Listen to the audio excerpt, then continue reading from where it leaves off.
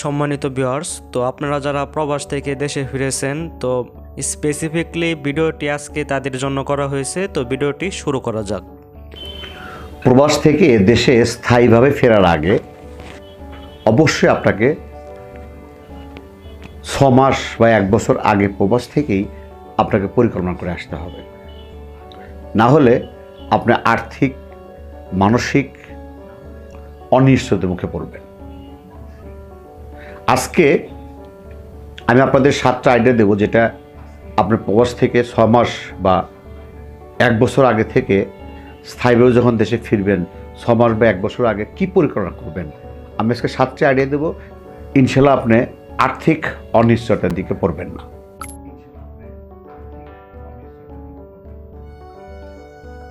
আসসালামু আলাইকুম, বিসমিল্লাহির রহমানির রহিম। প্রিয় দর্শক, আশা ভালো আছেন, সুস্থ আছেন, সুন্দর আছেন। আমাকে এক ভাই কয়েকদিন আগে রিং করছেন, ভাই আমরা আসলে বছর 10 প্রবাসে ছিলাম, আর বোধহয় 8 মাস না 10 মাস আছে দেশে ফিরবো, তা আসলে কী করা উচিত না। উনি আমাকে সঠিক সময় রিং করছেন। আসলে যারা প্রবাসে আছেন তারা হয়তো অনেকদিন আছেন, স্থায়ীভাবে দেশে ফিরতে চাচ্ছেন। আপনাদের উচিত 6 মাস বা 1 বছর আগে থেকে পরিকল্পনা করা। আজকে সেই 7টি আইডিয়া দেব। নাম্বার 1, আর্থিক পরিকল্পনা ও সঞ্চয় করা। আপনি দেশে ফিরবেন, দেশে ফেরার আগে আপনাকে নিশ্চিত করতে হবে, প্রথমত নিশ্চিত করতে হবে আপনি দেশে যেন 1 বছর বসে খেতে পারেন। আপনি দেশে ফেরার আগে আপনি চিন্তা করবেন আপনার ফ্যামিলি বা আপনার ফ্যামিলি চলতে 1 বছরে কত টাকা লাগবে, খাওয়া দাওয়া সহ থাকা। সেই টাকার সঞ্চয় আগে নিশ্চিত করতে হবে দেশে ফেরার আগে। আচ্ছা, সেটা নিশ্চিত করলেন। আরেকটা নিশ্চিত করতে হবে, আপনার যদি বিনিয়োগ থাকে, আপনি যে কোনো ব্যাংকে, আপনি যে ব্যাংকে ভালো মনে করেন সেই ব্যাংকে 1 বছর আগে ডিপোজিট খোলেন। 1 বছর আগে বা 2 বছর আগে, 1 বছর আগে আপনি একটা ডিপোজিট খোলেন, যে আপনি 1 বছরের মধ্যে ডিপোজিট আছে, আপনি 1 বছরের মধ্যে একটা ডিপোজিট যদি না করে থাকেন, যারা ডিপোজিট করছেন তো করছেন ভালো, আর যারা না করে থাকেন 1 বছর আগে, দেশে ফেরার 1 বছর আগে আপনার নামে একটা ডিপোজিট খোলেন। আর দেশে ফেরার আগে একটা জিনিস মনে রাখবেন, আপনি কখনো কারোর কাছ থেকে কোনো লোন, ধার বা আমাদের বাসায় বলে যে কিস্তি, এগুলো কখনো নেবেন না। নিলে কিন্তু আপনি ফেঁসে যাবেন। আর্থিকগুলো আগে খেয়াল রাখতে হবে। নাম্বার 2, নিজস্ব বাসস্থান এবং থাকার জায়গা। আপনি প্রবাসে আছেন, হয়তো যাওয়ার আগে দেশে আপনার একটা জায়গা ছিল, একটা জায়গা আছে, আপনি ওখানে একটা ছোট্ট বাড়ি করার চেষ্টা করেন। দেখেন, আবার বাড়ি করার কথা বলে অনেকে আমরা দেখছি যে হয়তো আপনার টাকা আছে 10 লাখ বা 20 লাখ আছে, আপনি ওই 20 লাখ টাকা দিয়ে বাড়ি করছেন, তা কিন্তু আমরা করা যাবে না। আপনার, আমি যে কথাগুলো বললাম আগে, সঞ্চয়টা যে করলাম, সঞ্চয় করবেন, আপনি 1 বছর থাকার টাকা রাখবেন, হ্যাঁ, আরও দেখতে থাকেন, আমরা বলবো। আর ছোট্ট পরিসরে, মানে আপনি একটা ছোট্ট গরিবা না হলে আপনার যেরকম অর্থ আছে, পুরো অর্থ দিয়ে করা যাবে না, সেই অর্থর হয়তো 10 ভাগের 1 ভাগ টাকাতে একটা ছোট্ট পরিসরে বাড়ি করবেন। এবং চিন্তা করবেন বাড়িটা কোথায় করা, বাড়িটা যে কোনো একটা ব্যবসায়ী এলাকায় করার চেষ্টা করবেন যদি জায়গা না থাকে। আর যদি নতুন জায়গা করেন তাহলে যে কোনো একটা ব্যবসায়ী এলাকা, যেখানে হয়তো মার্কেট আছে, বাজারঘাট আছে, যেন দেখা যাবে কোনো এক সময় একটা শহর হয়ে যাবে বা বাজারঘাট হয়ে যাবে, আপনি যদি প্রবাস থেকে গিয়ে ওখানে একটা ব্যবসা খাড়া করতে পারেন। মানে এরকম হলে ভালো হয়। কারণ আসলে এখন বাড়িঘর এখন অ্যাভেলেবল সব জায়গায়, বাংলাদেশে প্রায় জায়গায় রাস্তা হয়ে গেছে। মানে একটু চিন্তা করবেন যেন আপনি একটা কমার্শিয়াল এলাকায় একটা বাড়ি করার চিন্তা ভাবনা করবেন। নাম্বার 3, বিকল্প আয়ের পরিকল্পনা করতে হবে। আপনাকে আগে থেকে চিন্তা ভাবনা করতে হবে যে আপনি কোন খাতে যে কাজ করবেন বা বিনিয়োগ করবেন বা ব্যবসা করবেন। আপনি খামারে ব্যবসা করবেন, নাকি ছোটোখাটো ব্যবসা করবেন, না প্যাকেজিং ব্যবসা করবেন, না মিনি গার্মেন্টস করবেন, না বড় গার্মেন্টস করবেন, না মুদিখানা দোকান করবেন বা হার্ডওয়্যার দোকান করবেন। এটা আগে থেকেই একটা পরিকল্পনা করতে হবে আপনাকে। এবং এই পরিকল্পনাগুলো আপনার ফ্যামিলি যারা আছে বা আপনার পরিবারের যারা ফ্যামিলি আছে তাদের সাথে আলাপ আলোচনা করে আপনি সেটা, এমন হতে পারে যদি আপনার বিশ্বস্ত লোক থাকে, আপনি হয়তো ছোট পরিসরে আপনি যারা করতে চাচ্ছেন ব্যবসা বা বাণিজ্য বা গার্মেন্টস বা খামার, আপনি ছোট্ট পরিসরে হয়তো সেটা শুরু করে দিলেন। আপনার ভাই থাক বা বাবা থাক, যদি পরিচিত বিশ্বস্ত কেউ থাকে, ভাই না থাকলে করার দরকার নাই। না থাকলে আপনারা যদি মনে করেন না আপনার বিশ্বস্ত কেউ নাই, আপনার পরিকল্পনা আছে অমুক ব্যবসা করবেন, আপনি গিয়ে সে ব্যবসা করবেন। টাকাটা হয়তো ব্যাংকে রাখেন, অথবা আপনার এলাকায় একটা ল্যান্ড কিনে রাখেন, জমি কিনে রাখেন, যেখানে আসলে আপনি যাওয়ার পর বিক্রি করবেন, 1 বছর পর বিক্রি করবেন। আপনার কাছে টাকা আছে, হয়তো এই চিন্তা করতেছেন আপনার কাছে 10 লাখ টাকা আছে, এই টাকা দিয়ে আমি গ্রামে গিয়ে ব্যবসাটা করব। হয়তো ব্যাংকে রাখতে ভয় খাচ্ছেন যে ব্যাংকে ক টাকা লাভ দেবে বা সুদ খাবেন না, অথবা আপনি চিন্তা ভাবনা কী করবেন, ছোট পরিসরে আপনার এলাকায় ভালো উকিল দেখে বা কাগজপত্র সঠিক দেখে আপনি 2 কাঠা 5 কাঠা 10 কাঠা 20 কাঠা আপনার যেরকম বাজেট আছে সেই জমি কিনে রাখেন। আপনি যখন 1 বছর পর যাবেন তখন সেটা বিক্রি করে আপনি যেটা ব্যবসা করেন ব্যবসা করেন। আর যদি লোক থাকে তাহলে ছোটো বড়, যদি বউ থাকে বা যদি খামার করেন ছোটো বড় খামার শুরু করেন, যদি ভাই থাকে ভাই বিশ্বস্ত হয় তাহলে ছোটো বড় শুরু করেন, যেখানে আপনি যে আবার ব্যবসাটা দাঁড় করতে পারেন। এই জন্যই আর্থিক ব্যবসা বা যেটা বিকল্প যে আয়ের উৎস সেটা আপনাকে আগে থেকেই চিন্তা ভাবনা করতে হবে। অথবা আপনারা দেখেন যেখানে যে চাকরিটা করেন না কেন, এই সার্ভিসের ব্যবসা কিন্তু বাংলাদেশে আছে।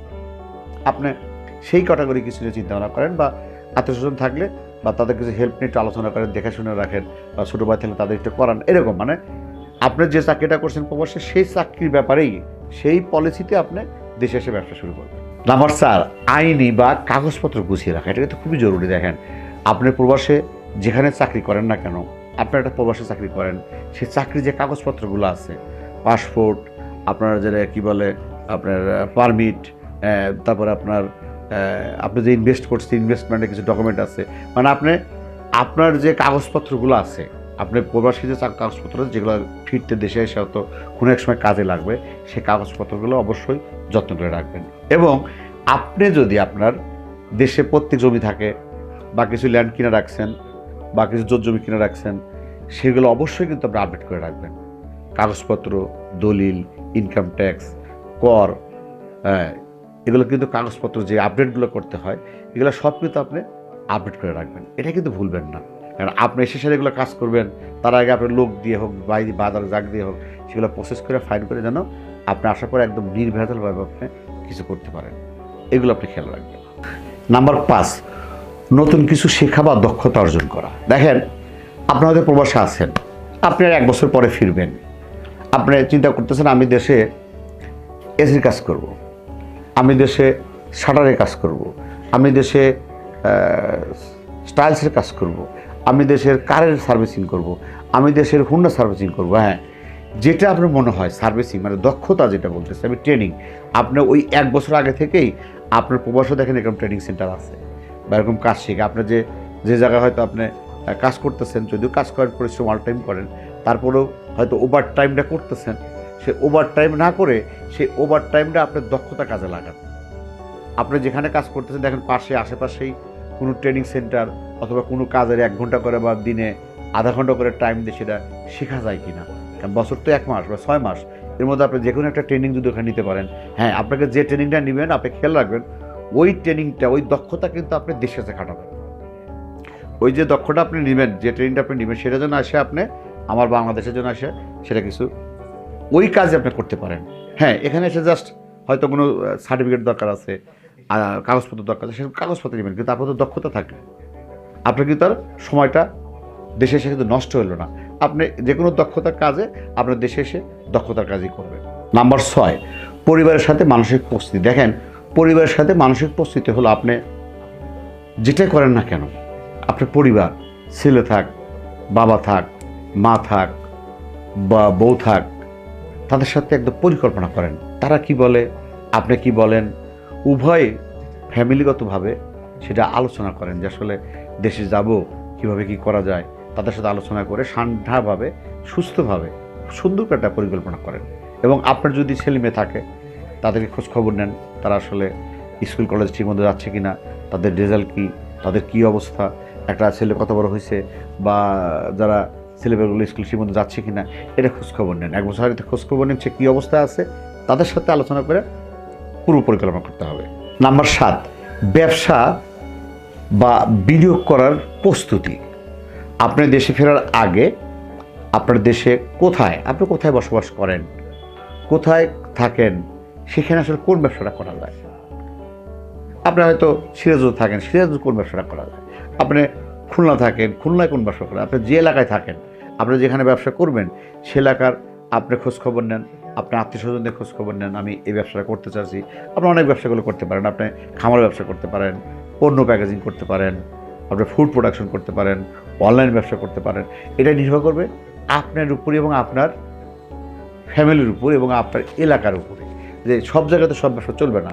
আপনার যেখানে ব্যবসা করতে সেখানে কী ব্যবসা চলে এটা আপনার ফ্যামিলির সাথে আলাপ আলোচনা করে তারপর ব্যবসা শুরু করবেন। পরিশেষে দেশে ফেরার আগে 6 থেকে 1 বছর আগে আপনি পরিকল্পনা করুন।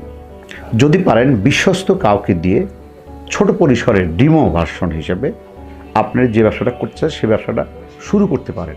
ছোট পরিসরে ডিমো হিসেবে আপনি শুরু করতে পারেন। নিজের অভিজ্ঞতা আর দেশের পরিবেশ পরিস্থিতির উপরে নির্ভর করে আপনি সঠিকভাবে সঠিক সিদ্ধান্ত নিয়ে আপনি এগোন। এটাই আমাদের আজকের 7টা টিপস। পরিশেষে আপনাদের সবার দীর্ঘ মঙ্গল কামনা করে আজকের মতো শেষ করছি। আল্লাহ হাফেজ। তো প্রিয় ভিউয়ার্স, তোমরা যারা এই ভিডিওটি শেষ পর্যন্ত দেখেছো তাদের সকলকে অসংখ্য ধন্যবাদ।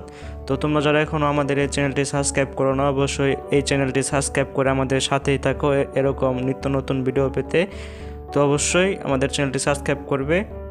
তো আজকের মতো বিদায় নিচ্ছি। আল্লাহ হাফেজ।